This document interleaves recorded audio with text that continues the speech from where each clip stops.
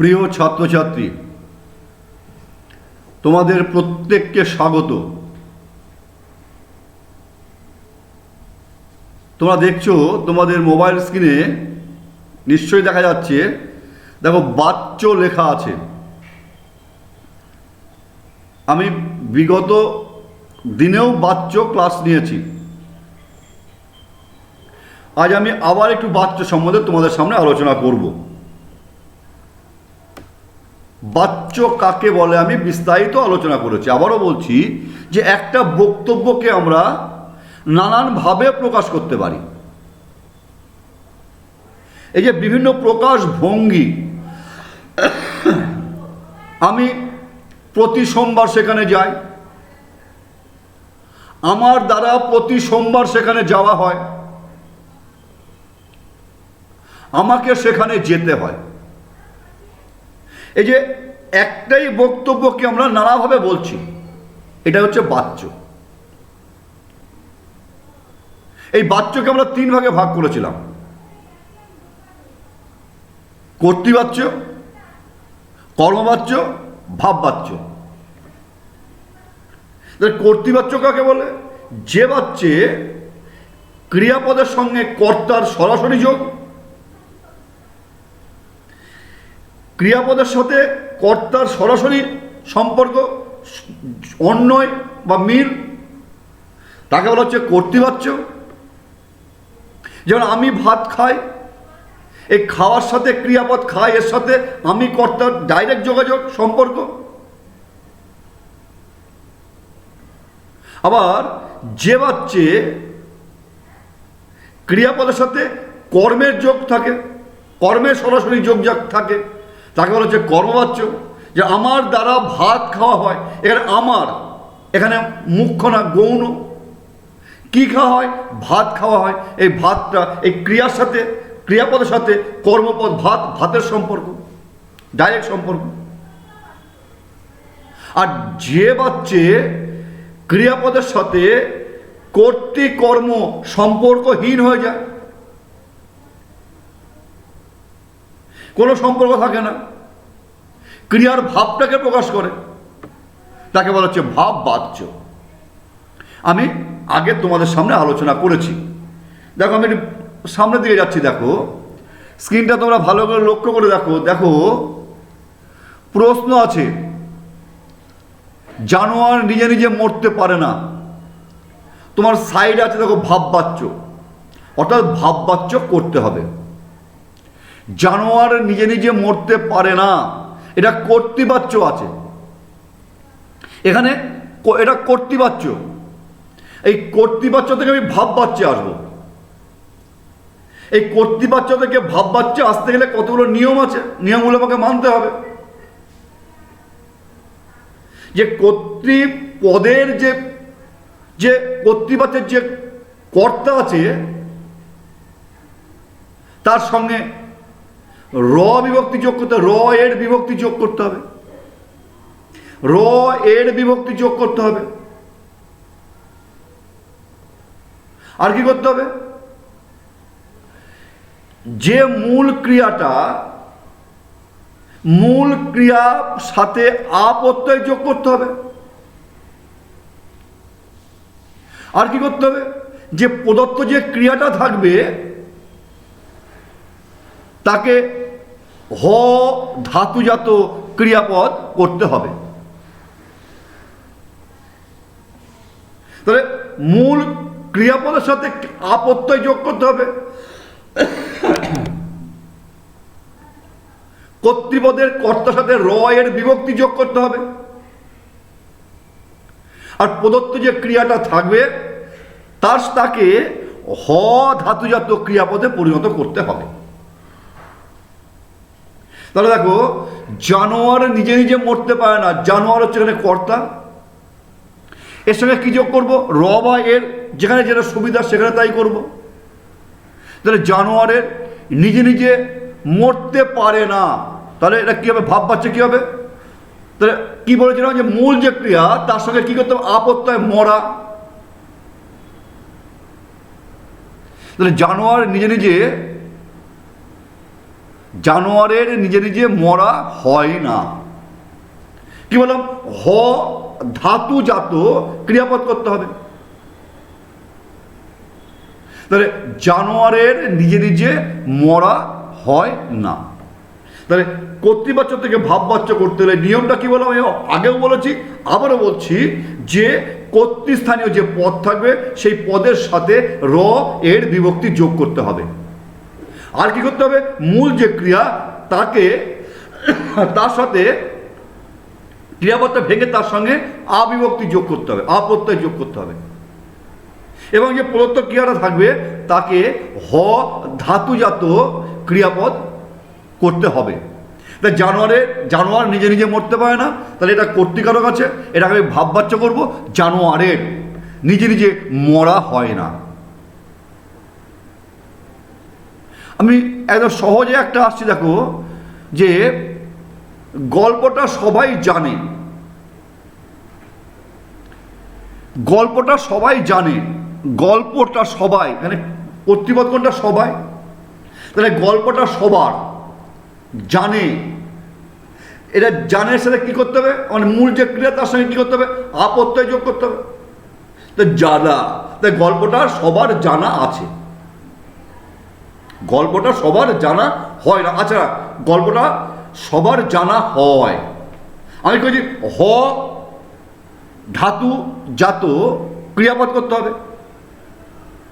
তাহলে গল্পটা সবাই জানে, গল্পটা সবার জানা হয়,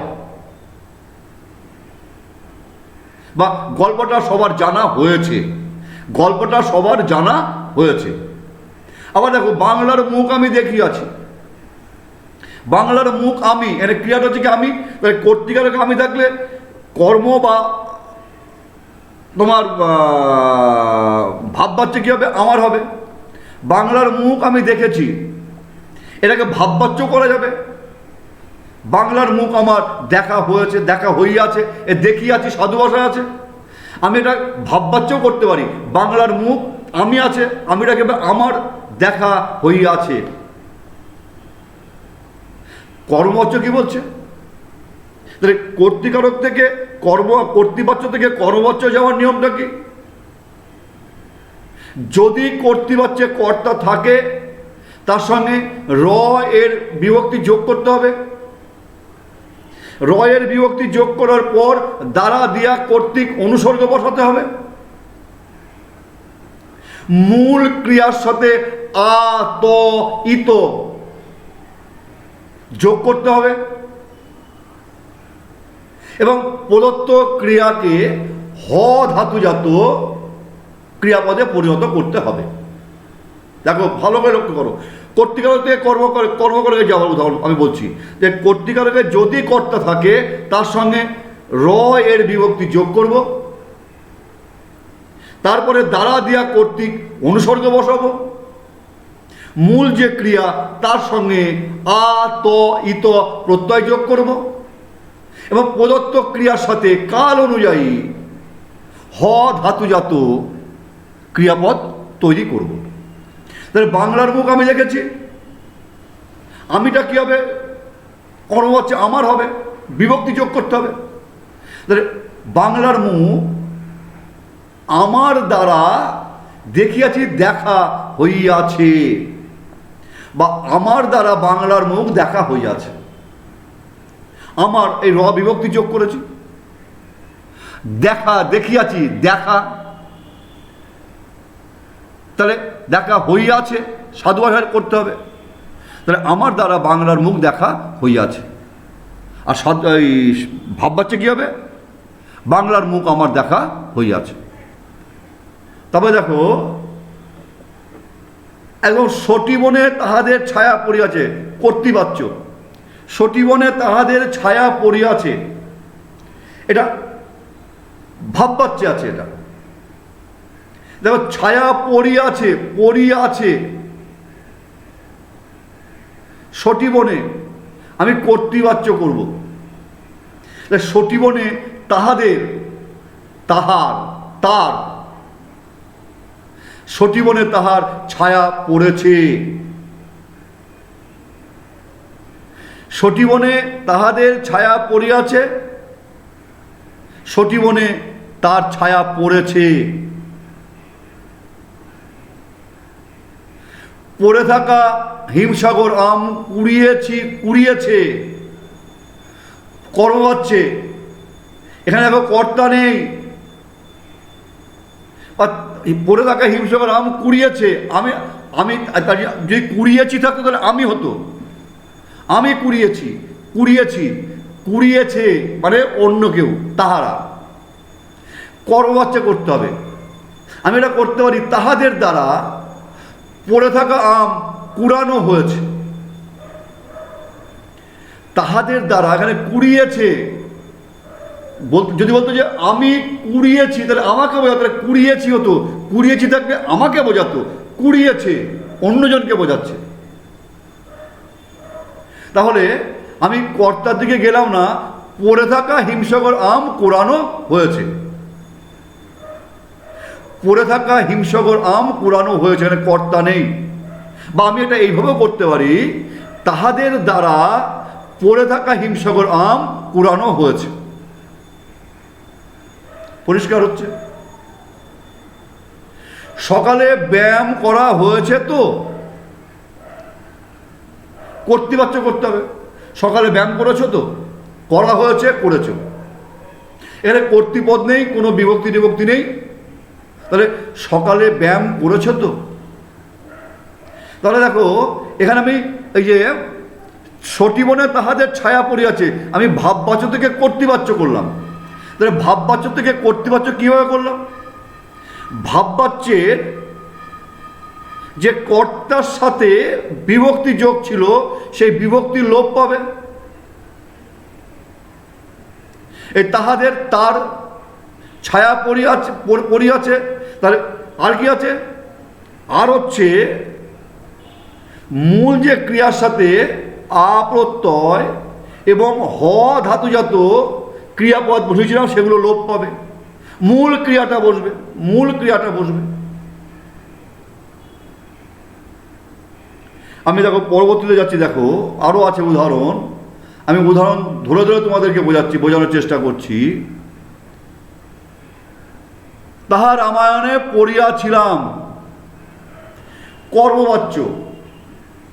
তাহা রামায়ণে পড়িয়াছিলাম, তাহা রামায়ণে পড়িয়াছিলাম, পড়িয়াছিলাম আমি পড়েছিলাম।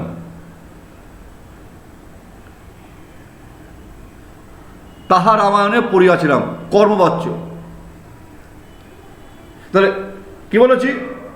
এখানে কর্তা নেই তো, তাহলে সেদিকে গেলাম না। তাহা রামায়ণে পড়িয়াছিলাম, পড়া, তাহা রামায়ণে পড়া হইয়াছিল। বা আমি এখানে করতে পারি, আমার দ্বারা রামায়ণে পড়া হইয়াছিল, আমার দ্বারা তাহা রামায়ণে পড়া হইয়াছিল। তা রামায়ণে পড়েছিলাম, এটা সাধু ভাষায় আছে। তাহা রামায়ণে পড়েছে, এটা কর্তৃবাচ্য আছে। কর্তৃবাচ্যতে কর্মবাচ্য করলাম, তাহা রামায়ণে পড়া হইয়াছিল, বা আমার দ্বারা তাহা রামায়ণে পড়া হইয়াছিল। এটা পড়িয়াছিলাম সাধু ভাষা আছে, আমাকে ওটা সাধু ভাষা করতে হবে। তাহা রামায়ণে পড়া হইয়াছিল। বলছে আমি এ কাজ করতে পারবো না, এটা কর্তৃবাচ্য, এটা কর্মবাচ্য করতে হবে। তা কর্তৃবাচ্য থেকে কর্মবাচ্য করতে নিয়মটা আমি বলেছি। কর্তার সাথে রয়ের বিভক্তি যোগ করতে হবে, দ্বারা দেওয়া কর্তৃক অনুসর্গ যোগ করতে হবে, মূল ক্রিয়ার সঙ্গে ত ইত আপত্যয় যোগ করতে হবে, প্রদত্ত কর্তার কাল অনুযায়ী হ ধাতুজাত ক্রিয়াপদ বসাতে হবে। তাহলে আমি এ কাজ করতে পারবো না, আমার এ কাজ করতে পারা হবে না, করতে পারবো না, করা হবে না। আমার দ্বারা এ কাজ করা হবে না, করতে করা হবে না, আমার দ্বারা এ কাজ করা হবে না। তারপরে হচ্ছে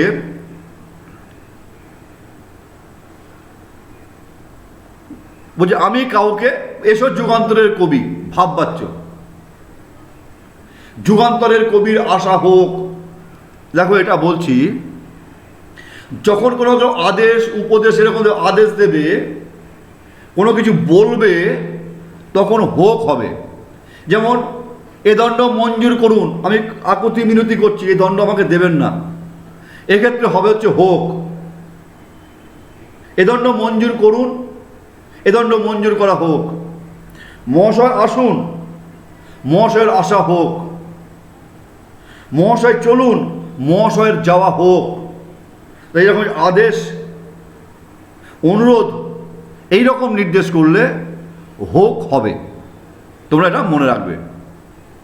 বলছে মাটিতে বসে, 14 নম্বরটা দেখো, মাটিতে বসে কপালে করাঘাত করতে লাগলো। এটা কর্তা নেই। মাটিতে বসে কপালে করাঘাত করা হলো। মাটিতে বসে কপালে করাঘাত করা হলো। বলছে কোথাও যেন 1000টা জয়ডাক একসঙ্গে বাজছে। তো কি কোথাও যেন 1000টা জয়ডাক একসঙ্গে বাজছে বা বাজানো হচ্ছে বা বাজা হচ্ছে। কোথাও যেন 1000টা জয়ডাক একসঙ্গে বাজা হচ্ছে। জয়ডাকটা বাজছে, তাহলে বাজছে বাজা হচ্ছে। দেখ কোথাও যেন 1000টা জয়ডাক একসঙ্গে বাজা হচ্ছে। স্বর্গে তারা মেটান তৃষা, কর্তা নেই, কর্ম হচ্ছে। স্বর্গে তাঁদের তৃষ্ণা মেটানো হয়। 17 নম্বর দেখো, কোথায় যাচ্ছেন বলে গেলেন না, ভাববাচ্য করতে হবে। আমি আগেই বলেছি, ভাববাচ্য করতে গেলে কর্তৃস্থানীয় পদের সাথে রয়ের বিভক্তি যোগ করতে হবে, মূল ক্রিয়ার সাথে আপত্যয় যোগ করতে হবে, প্রদত্ত ক্রিয়ার সাথে হ ধাতুজাত ক্রিয়াপদ তৈরি করতে হবে। তাহলে কোথায় যাচ্ছেন বলে গেলেন না, দেখ কোথায় যাচ্ছেন, কোথায় যাচ্ছেন বলা হলো না, কোথায় যাচ্ছেন বলা হলো না, বলে বলা হলো না।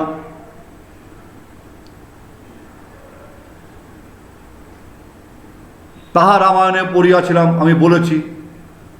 ওর 1 বছর জেল হয়েছিল,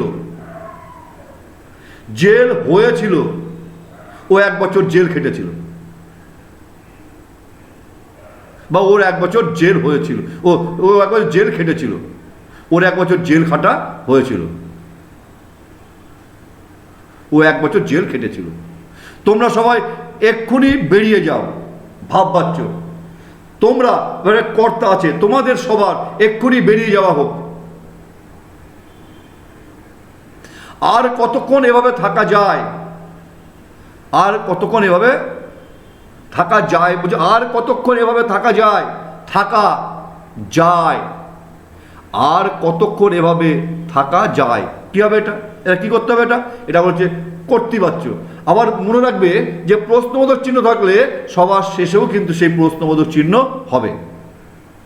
তাহলে আর কতক্ষণ এভাবে থাকবো, আর কতক্ষণ এভাবে থাকবো, তাহলে এটাকেই ভাববাচ্য করতে লিখে দাও, আর কতক্ষণ এভাবে থাকা যায়। তাহলে আমি মোটামুটি তোমাদেরকে উদাহরণ সহকারে, নিয়ম সহকারে বাচ্য সম্বন্ধে বিস্তারিত আলোচনা পূর্বেও করেছি, আজকেও করলাম। বাচ্য সম্বন্ধে আলোচনা এখানেই শেষ। তোমাদের যদি কোনো অসুবিধা থাকে আমাকে শ্রেণীকক্ষে পাঠদান শুরু হলে আমাকে জিজ্ঞাসা করবে, আমি অবশ্যই তোমাদের উত্তর দেব, আবার ভালো করে বোঝাবো। তোমরা সবাই ভালো থেকো, তোমরা সুস্থ থেকো, ঘরে বসে পড়াশোনা করো। দেখা হবে পরের ভিডিওতে, পরের ক্লাসে। ধন্যবাদ।